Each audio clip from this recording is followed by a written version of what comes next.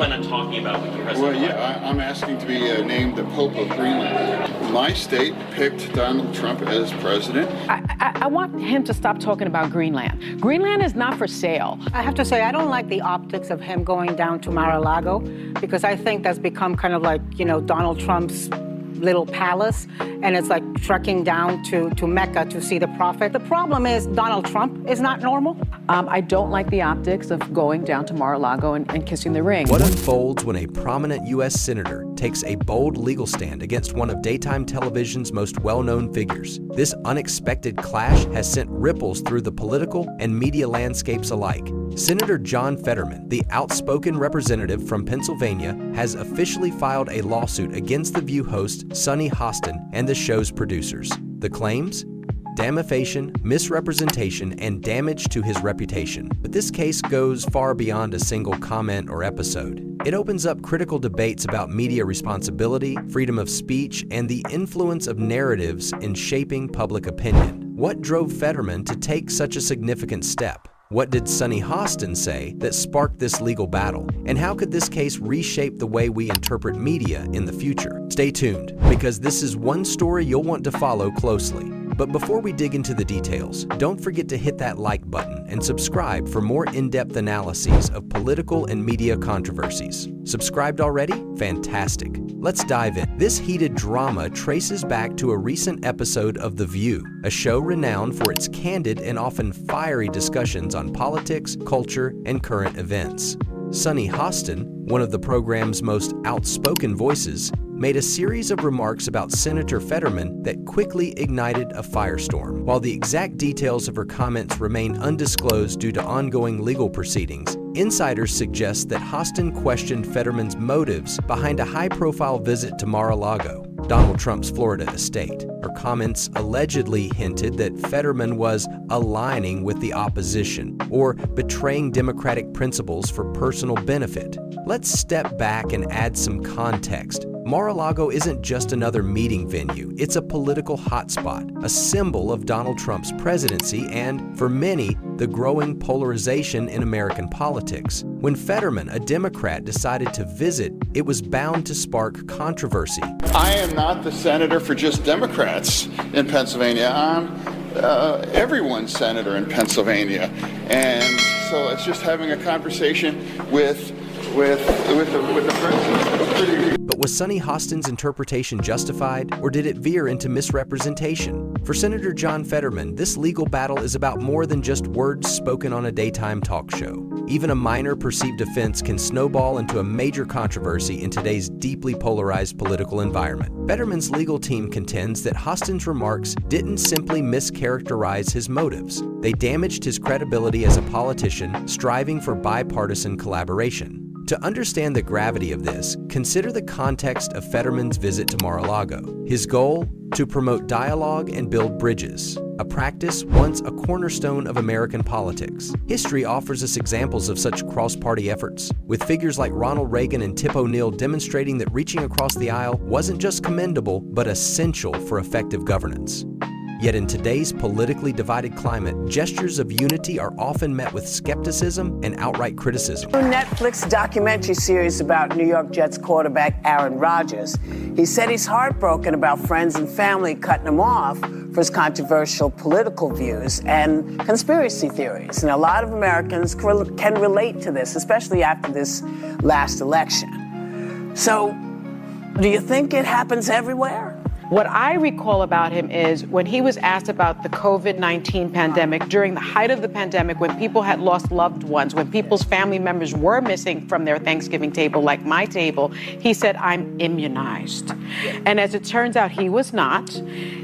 He had done his own research. He has his Google MD like I do. And I think he said he was allergic to something in the vaccine, but he had COVID and he was in a huddle with his teammates. And I think people felt like, wow, you don't care. You're not your brother's keeper. This could really turn me against a morality. Are you telling me that? Hostin's remarks seem to imply that Fetterman's visit to Mar-a-Lago was driven more by personal ambition than by a genuine desire for public service. For Fetterman, this narrative wasn't just misleading, it was damaging. His lawsuit asserts that The View and its producers allowed these comments to air without scrutiny. thereby amplifying their impact and causing significant harm to his reputation. This isn't the first time The View has stirred controversy. Known for its heated discussions and bold opinions, the show often toes the line between fearless commentary and sensationalism.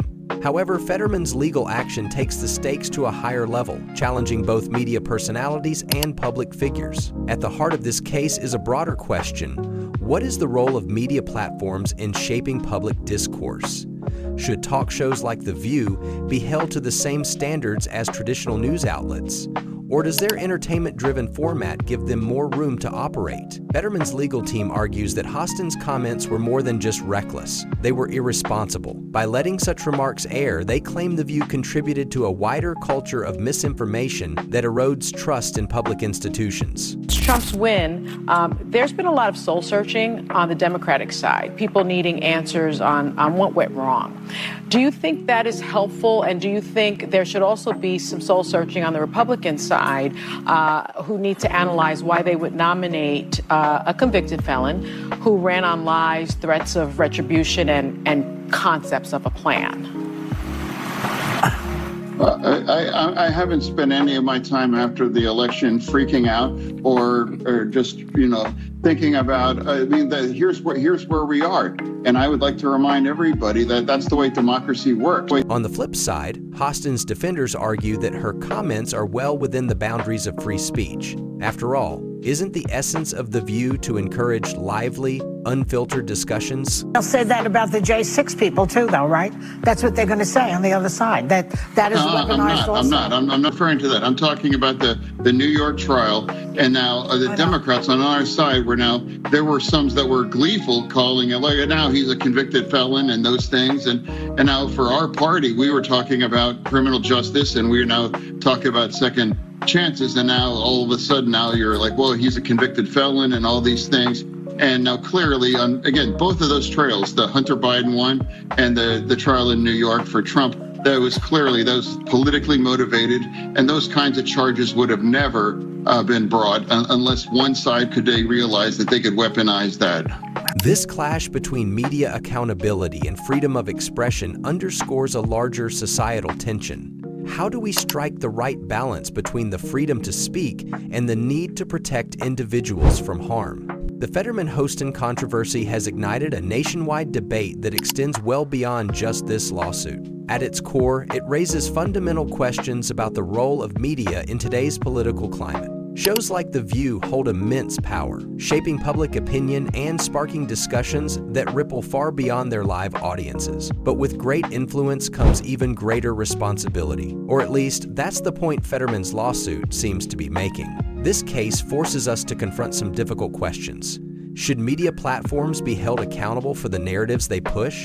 Can they continue to provide bold, unfiltered commentary without crossing the line into defamation? And, in a world where misinformation spreads faster than ever, what responsibility do public figures have in holding the media accountable?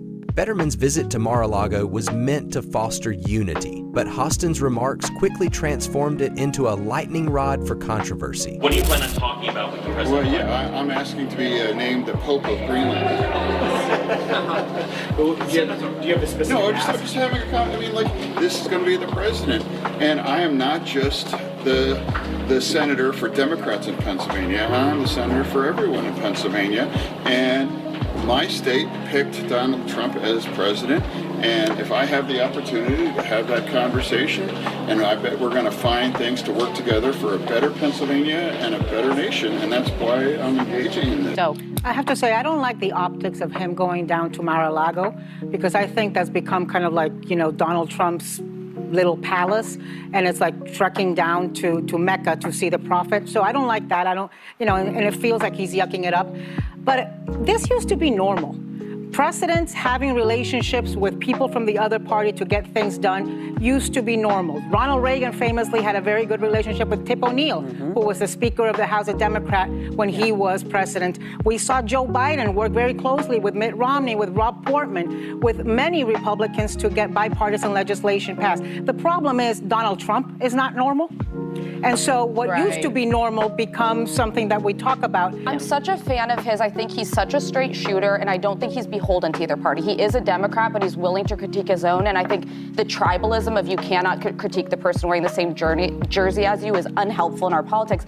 I don't like the optics of going down to Mar-a-Lago and kissing the ring.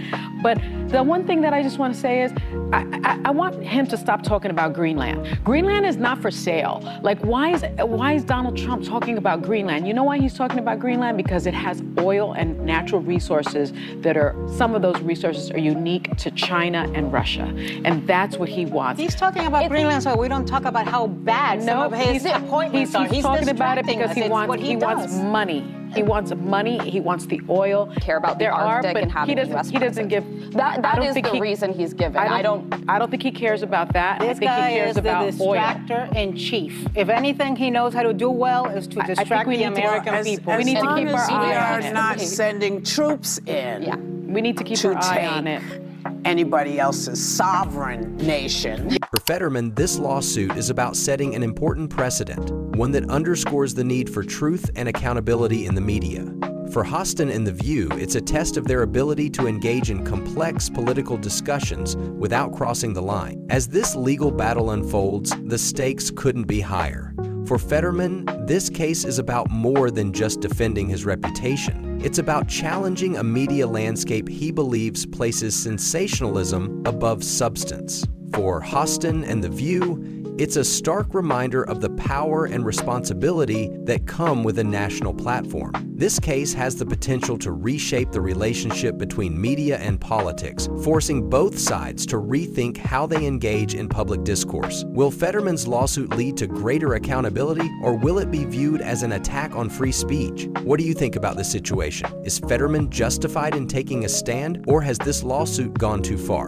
Drop your thoughts in the comments below. We'd love to hear from you. And if you enjoyed this breakdown, don't forget to like, subscribe, and hit the notification bell so you never miss an update. See you in the next one.